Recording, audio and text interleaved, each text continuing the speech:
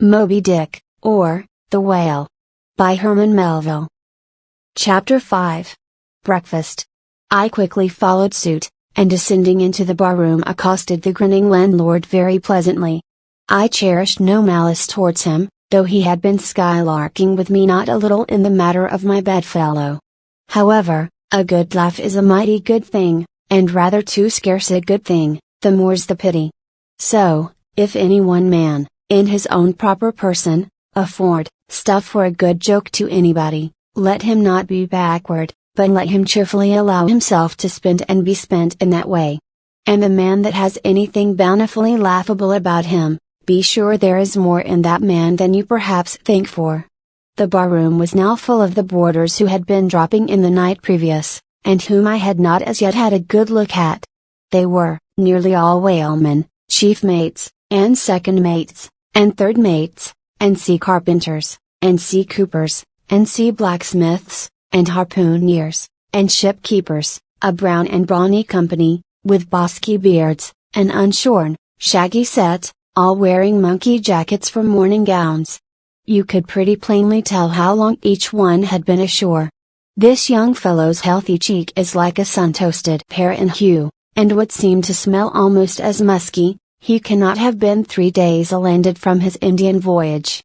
That man next him looks a few shades lighter, you might say a touch of satinwood is in him.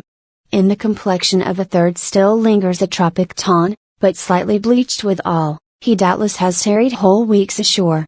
But who could show a cheek like Queequeg? Which, barred, with various tints, seemed like the Andes' western slope, to show forth in one array, contrasting climates, zone by zone. Grub, ho! Now cried the landlord, flinging open a door, and in we went to breakfast. They say that men who have seen the world, thereby become quite at ease in manner, quite self-possessed in company. Not always, though. Ledyard, the great New England traveler, and Mungo Park, the Scotch one, of all men, they possess the least assurance in the parlor. But perhaps the mere crossing of Siberia in a sledge drawn by dogs as Ledyard did, or the taking a long solitary walk on an empty stomach, in the Negro heart of Africa, which was the sum of poor Mungo's performances, this kind of travel, I say, may not be the very best mode of attaining a high social polish. Still, for the most part, that sort of thing is to be had anywhere. These reflections just here are occasioned by the circumstance that after we were all seated at the table, and I was preparing to hear some good stories about whaling, to my no small surprise, nearly every man maintained a profound silence. And not only that, but they looked embarrassed. Yes, here were a set of sea dogs, many of whom, without the slightest bashfulness had boarded great whales on the high seas, entire strangers to them, and duelled them dead without winking, and yet, here they sat at a social breakfast table, all of the same calling, all of kindred tastes, looking round as sheepishly at each other as though they had never been out of sight of some sheepfold among the Green Mountains. A curious sight, these bashful bears, these timid warrior whalemen. But as for Queequeg, why, Queequeg sat there among them, at the head of the table, too, it so chanced, as cool as an icicle. To be sure I cannot say much for his breeding.